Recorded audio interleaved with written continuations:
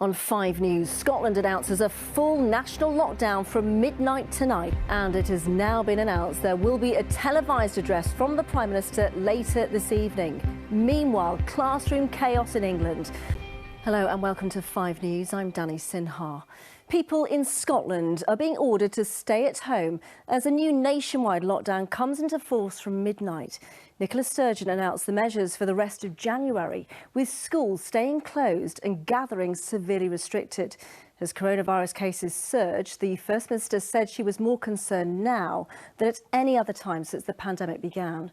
All 4 nations are meeting right now to discuss UK-wide measures, and the Prime Minister is making an announcement later this evening.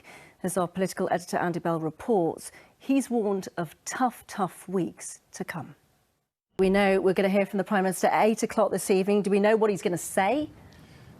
So, as we've heard, the Labour leader is calling for schools in England to close, but at the moment it's a confusing picture right across the UK. In Scotland, we now know the number of positive COVID tests in the UK has reached another record high. Well, as we know, the UK's vaccine programme will be key in getting those numbers down. And today it reached another milestone. The first dose of the Oxford University and AstraZeneca vaccine was administered at Oxford's Churchill Hospital. 82-year-old dialysis patient Brian Pinker said it means everything to be the recipient. The government hopes it can now massively ramp up the numbers of jabs. Our health correspondent Catherine Jones reports. Catherine joins me now, and of course with rising cases, it really is a race to get the vaccines out as quickly as possible. Coming up on 5 News, we'll see you after the break.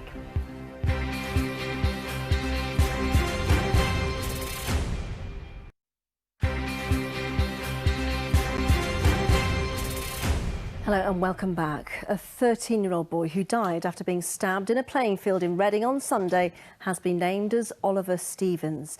5 teenagers are being held on suspicion of conspiracy to commit murder. Well, Layla Hayes is in Reading for us. And Layla, what more can you tell us? The founder of WikiLeaks, Julian Assange, has won his fight against extradition to the United States. Donald Trump has been recorded trying to pressure a top official into overturning the election result. In an extraordinary phone call, he tells the official in the state of Georgia to find enough votes to let him win and threatens legal consequences if he doesn't. Simon Weigel reports. Finally, with the pandemic putting paid to, well, almost everything, it seems we've increasingly sought solace in song. According to new figures, album sales last year rose by 8% on the year before. Music streaming soared by 20%. And as Nick Wallace reports, it was a mix of the modern and the old school that helped get us through. Well, before we go, Claudia Liza is here to tell us what's coming up on 5 News tonight. Happy New Year. Happy New Year, Danny. Yeah, well, tonight we are going to be asking, should all schools close for the foreseeable future?